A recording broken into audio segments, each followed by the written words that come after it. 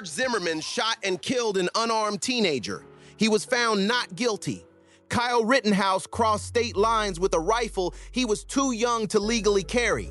He shot 2 people. He was found not guilty. Tamir Rice was 12 years old. He was playing with a toy gun in a park. A police officer who had been fired from another department because they said no amount of training would make him a viable officer shot him within 2 seconds of arriving. That officer was never charged. Now, Carmelo Anthony is 17 years old. He is standing in the rain at a track meet. He steps under a tent to stay dry. Someone tells him to leave. Words are exchanged. He gets shoved. He gets grabbed. He is outnumbered. He pulls out a knife. 1 stab, 1 time. And a jury of 12 white people, after deliberating for less than 3 hours, sentences him to 35 years in prison. D.L. Hughley looked at all of those cases side by side and said what everybody watching already knew. This system is not broken.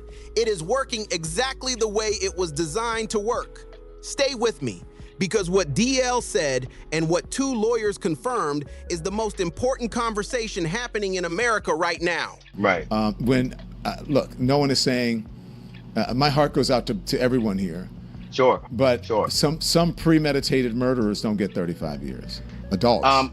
I think it says a lot that we live in a society where Kyle Rittenhouse can leave where he's from, go with a long gun that he ain't authorized to have, he's too young to have, shoot 2 people, and people can find him innocent. It says a lot that George, that Zimmerman can gun down a dude after the police, a young man after the police told him not to follow him, that we have a Tamir Rice who gets shot by a police officer who was so poorly trained and was such a bad prospect that he'd been fired from other police departments.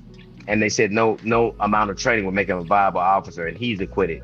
We've seen that. And I don't want, first off, I want to acknowledge that loss of life is tragic. And I don't want people to be treated like Carmelo Anthony was. But I think that everybody should have the same presumption that you gave those other people. You shouldn't be able to just say, stand your ground laws and those castle laws were constructed to do exactly what they did, where you didn't have to retreat, you could defend yourself. It should work the same for everybody. It shouldn't be, justice shouldn't be just us. Now, I'm not negating what happened to their families. Before we talk about Carmelo Anthony specifically, you need to understand what D.L. Hughley was actually saying, because he was not just talking about one case. He was talking about a pattern, a documented, repeated, undeniable pattern in the American justice system. And he laid it out one case at a time. Case 1, George Zimmerman, a neighborhood watch volunteer who followed a 17-year-old black boy named Trayvon Martin after police specifically told him not to follow him. Trayvon Martin was walking home from a convenience store. He had a bag of Skittles and a can of iced tea. Zimmerman shot him, claimed self-defense, and a jury found him not guilty. Case 2, Kyle Rittenhouse, 17 years old. He traveled from Illinois to Wisconsin during protests. He was carrying a long rifle, a weapon he was legally too young to possess. He shot 3 people. 2 of them died. He claimed self-defense, and a jury found him not guilty. Case 3, Tamir Rice, 12 years old, playing in a park with a toy gun. A police officer arrived. Within 2 seconds, that officer opened fire. Tamir Rice died. The officer had previously been evaluated by another police department who determined in writing that no amount of training would make him a viable officer. That officer was never charged, never tried, never convicted. D.L. Hughley looked at all 3 of those cases, and then he looked at Carmelo Anthony and said these laws that exist, stand your ground laws, castle doctrine laws, they were created for exactly these kinds of situations. They were created so that people who feel threatened could defend themselves without retreating. So why, DL asked, does that law seem to work differently depending on who is using it? Now, D.L. Hughley said a lot of things in this conversation, but there was one specific line that stopped everything. He said, justice shouldn't be just us. 6 words. And everything that needed to be said about this case was in those 6 words. Because that is exactly what the evidence suggests happened here. A black 17-year-old outnumbered, shoved, grabbed, feeling threatened, used force to defend himself, and received 35 years. White men who shot and killed people under circumstances that legal experts argued were far more aggressive, far more premeditated, walked free. DL was careful to say, and this matters, that he was not dismissing the loss of Austin Metcalf. He said clearly, "My heart goes out to everyone here." He acknowledged that Austin Metcalf's family lost their son. He acknowledged that loss of life is tragic on every side of this situation. But acknowledging that tragedy, DL said, does not mean you have to pretend that the system treated Carmelo Anthony fairly. You can hold both truths at the same time. Austin Metcalf should not have died, and Carmelo Anthony deserved the same presumption of innocence that was extended to Zimmerman, to Rittenhouse, to the officer who shot Tamir Rice. He deserved the same benefit of the doubt. And the question DL Hughley put on the table that nobody in that conversation could answer was this. So it just speaks to me about what we are. Plus the judge allegedly knew his father and the DA knew his father. There's a lot of things. And he had an all-white jury. Let me tell you something. Nothing all-white is good for you. Nothing. I don't care if it's sugar, rice, potatoes, pasta, or juries. Nothing all-white is good for you. Well, they're saying that they struck the 3 black jurors. On purpose. Yeah, I have 2 attorneys coming up that are going to talk about that.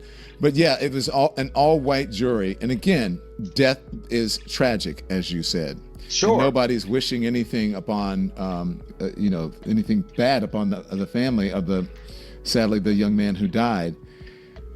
But you have kids. You 17-year-olds make horrible decisions. Right. I'm not saying that they should not be held accountable in some way for what they do, but a 17-year-old and 35 years, it just doesn't sit right with me. I have questions about if you're 230 pounds and I'm 160 pounds, if it's 2 of you and 1 of me, the laws that have been constructed were designed so that you could defend yourself. And we've seen them apply. Now, I don't understand how that applied here. I don't. But I think that anytime you have these set of circumstances where you have a judge and a district attorney and a father who are in close proximity and an all-white jury, you should want to avoid even the appearance of justice not being meted out. Even the appearance of that. And I guess they don't seem to understand. I just watched a president pardon people that assaulted police officers. We've watched over and over again. Zimmerman. Well, I watched a young man choke to death because he was sold loose cigarettes, and people, acquitted them. I watched a political party have a moment of silence for a murderer. So I think if justice is going to be justice, it can't be just us. Now, DL Hughley made another point that became one of the most talked about moments of this entire conversation. He said, "Nothing all white is good for you. I don't care if it's sugar, rice, potatoes, pasta, or juries." The studio laughed, but behind the joke, behind the delivery, was a serious legal argument. 12 jurors, all white, every single one, and they made their decision in less than 3 hours. 2 hours and 50 minutes to decide that a black 17-year-old boy would spend the next 35 years of his life in a federal prison. Now, here is what you need to understand about how that jury became all white. It was not an accident. There were 3 black prospective jurors who made it to the final phase of jury selection. 3 people who could have looked at Carmelo Anthony, who could have understood something about what it means to be a young black man in Texas, outnumbered, feeling threatened, and brought that perspective into the deliberation room. The prosecution struck all 3 of them. Carmelo Anthony's defense team raised what is called a Batson challenge, a legal argument that says you cannot remove jurors solely because of their race. The prosecution offered what they called neutral reasons. They said the 3 black jurors were educators, and since teachers and coaches would be testifying as witnesses, they argued those jurors might be biased. The judge accepted that argument, and all 3 black jurors were removed. D.L. Hughley said when it is all white people making decisions in secret, historically, it has not been good for black people. He pointed to Emmett Till. He pointed to Rodney King. He pointed to case after case after case where all white juries looked at evidence involving black victims or black defendants and returned verdicts that defied what the rest of the country could see with their own eyes. And now, in 2025, it happened again in Frisco, Texas, at a track meet over a tent. Nothing all white is good for you. Nothing. I don't care if it's sugar, rice, potatoes, pasta, or juries. Nothing all white is good for you. Well, they're saying that they struck the 3 black jurors. On purpose. Yeah. I have 2 attorneys coming up that are going to talk about that. But yeah, it was an all-white jury. And again, death is tragic, as you said. Now, D.L. Hughley is not a lawyer. He said that himself. So Don Lemon brought in 2 people who are. Monique Presley, attorney, legal analyst, former public defender, and Charles Coleman, civil rights attorney, former Brooklyn prosecutor. And what they confirmed on camera, on the record, made everything DL said even more significant. Charles Coleman went straight to the data. He said, when you have an alleged black male perpetrator and a white male victim, sentencing data in America consistently shows those sentences are disproportionately higher than any other race combination. This is not opinion. This is not political spin. This is documented sentencing data that researchers and legal scholars have studied for decades. And Carmelo Anthony's 35-year sentence, Charles Coleman said, tracks with that data. But it is also by any reasonable measure way beyond what you would normally expect for an offense where premeditation was never established. Monique Presley added something that needs to be said out loud. She talked about adultification. She said, historically, going back to slavery, there is a documented pattern of perceiving black children as older than they are. Research has shown that people, particularly people who are not black, consistently estimate black children's ages as anywhere between 1 and 3 years older than they actually are.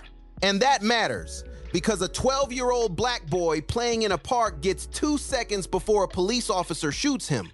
Because a 17-year-old black boy at a track meet gets perceived as a grown man who made a calculated violent decision, not a scared teenager who panicked.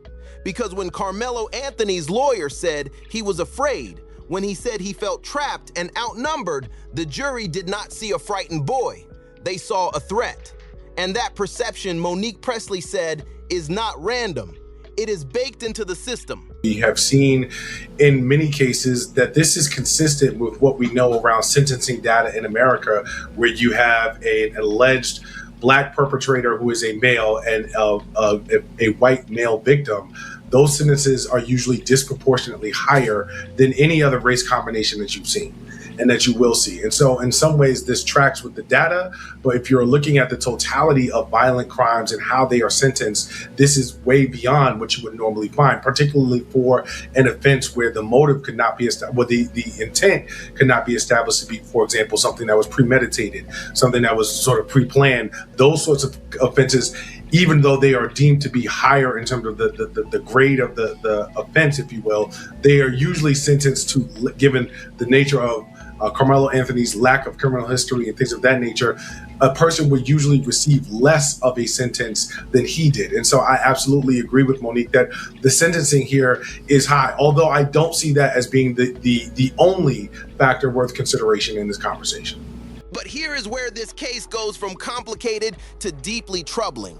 Because beyond the all-white jury, beyond the 3 black jurors who were struck, beyond the 35-year sentence for a non-premeditated act by a teenager, there is a photo allegedly showing the judge who presided over Carmelo Anthony's trial, the DA who prosecuted the case, and the father of the victim together at what appears to be a private social gathering. All 3 of them together socially. D.L. Hughley brought it up directly. He said the judge allegedly knew his father and the DA knew his father. And when you combine that with an all-white jury, when you combine that with 3 black jurors being struck, when you combine that with a verdict returned in less than 3 hours, the picture that emerges is one that should make anyone, regardless of how they feel about the verdict itself, deeply uncomfortable. Because even if you believe Carmelo Anthony was guilty, even if you believe 35 years was appropriate, you should still want the process to be clean. You should still want there to be no question about whether the judge had a relationship with the victim's family. You should still want black jurors to have been seated and heard. Because if the process is compromised, then the outcome, whatever it is, means nothing. And D.L. Hughley said it plainly. You should want to avoid even the appearance of justice not being served. So it just speaks to me about what we are. Plus, the judge allegedly knew his father, and the DA knew his father. There's a lot of things, and he had an all-white jury. Let me tell you something. Now let me take you inside that courtroom, because at the sentencing hearing after the guilty verdict had already been returned, Carmelo Anthony's defense called one witness, one person to speak on his behalf, his mother. Kayla Hayes stood up in that courtroom, and she looked at the jury, and she said one word, mercy. She asked them for mercy on her son. She told them he did not intend to hurt anyone. She told them he was defending himself. She told them he was a boy, her boy, who made a decision in a moment of terror and chaos. And the jury went back into that room and came out in less than 3 hours. 35 years. A mother asked for mercy for her son, and the jury gave her 3 hours of consideration. Carmelo Anthony's father spoke to CBS News after the verdict. He said, "Everybody, that poor boy is fixing to experience a life that I would not wish upon anyone." And Austin Metcalf's father, Jeff Metcalf, stood at a press conference and said something that showed what real grief looks like. He said, "Austin will never walk through that door again and never give me a hug. No celebration, no triumph, just loss." And both of these families on opposite sides of this verdict have been receiving death threats since this case went national. Both of them. The family of the boy who died and the family of the boy who is going to prison. That is what happens when a case becomes a symbol instead of a tragedy. And D.L. Hughley's point, the point that runs through everything, is that Carmelo Anthony became a symbol of something much bigger than one fight at one track meet. He became the latest example of a question that Black America has been asking for generations. Does this system see our children as children, or does it see them as something else entirely? My son didn't intend to hurt anyone. My son was defending himself. Number one was the all-white jury, but I was trying to be, like, all right, it's not that big of a deal. I mean, the truth is on our side. At the sentencing hearing, the defense called only one witness on Anthony's behalf, his mother, Kayla Hayes.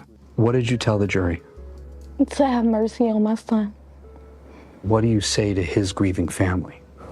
It's unfortunate to where nobody wins. We've all been hurt by this. Everybody.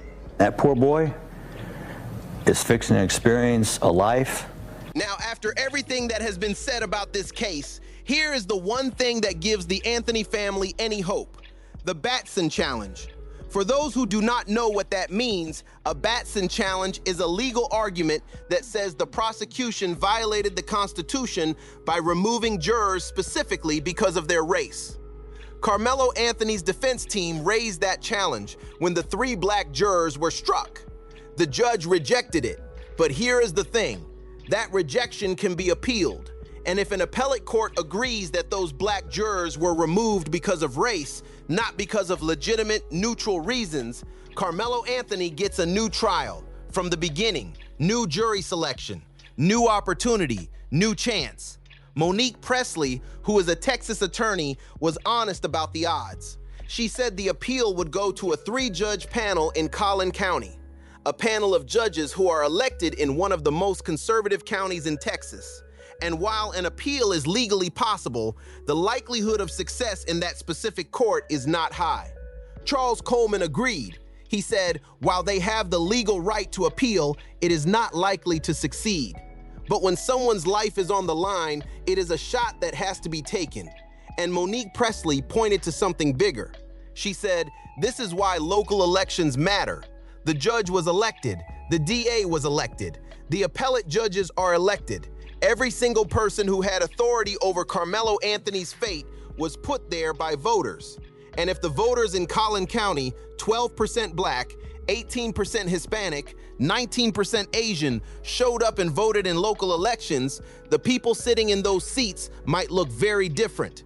And the outcomes might look very different too. It had to do with their field of education, and the judge bought it. Now, let's say at the top, Batson challenges under the current iteration of that law, they're very, very hard to prove.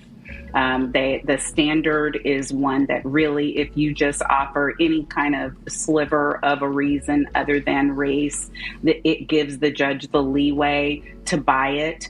And the other thing that I raised, not just with the Batson challenge, but with this case, period, in Texas, because this wasn't a federal case, this is a state case, is every portion of this case, Don, to me points to the importance of our voting system and the importance of our showing up when it matters in local elections, because what I hope we will talk about him being charged as automatically as an adult at 17, that's because of state law, that's a voting thing. This judge who determined this matter was elected. The prosecutor who brought this case and went for murder was elected. All of the systems that are in place in Texas for state crimes like this involve the electorate. And I firmly believe that our people need to wake up and understand, even if there's only 12% blacks in Collin County, there's 18 to 19% who are Hispanic. There's 19 to 21% who are Asian. And we have to start voting in favor of our interests, or we're going to keep getting outcomes like this. Here is where we land. D.L. Hughley sat across from Don Lemon and said something simple, something that did not require a law degree to understand, something that did not require a deep dive into case law or sentencing data or Batson challenges. He just asked one question. Why does stand your ground work for some people and not others? Why does self-defense work for Kyle Rittenhouse, who crossed state lines with a weapon he was too young to carry, but not for Carmelo Anthony, who was standing in the rain at a track meet and got shoved? Why does the benefit of the doubt get extended to George Zimmerman, who followed a teenager after police told him not to, but not to a 17-year-old black boy who was outnumbered and afraid? Why did Tamir Rice get 2 seconds and Carmelo Anthony get less than 3 hours of jury deliberation? D.L. Hughley did not have a legal answer to those questions. Neither did the two lawyers. Neither does anyone, because the answer to those questions is not in a courtroom. It is not in a statute. It is not in a Batson challenge or an appellate brief. The answer is in who we are as a country, in what we see when we look at a black boy, in whether we extend to him the same grace, the same presumption of innocence, the same benefit of the doubt that we extend to everyone else. Carmelo Anthony's mother asked for mercy. She got 3 hours. And D.L. Hughley said what should have been obvious from the beginning. Justice should not be just us. Drop in the comments, do you think Carmelo Anthony's appeal will succeed? And do you think he received the same justice that Rittenhouse and Zimmerman received? The conversation is below.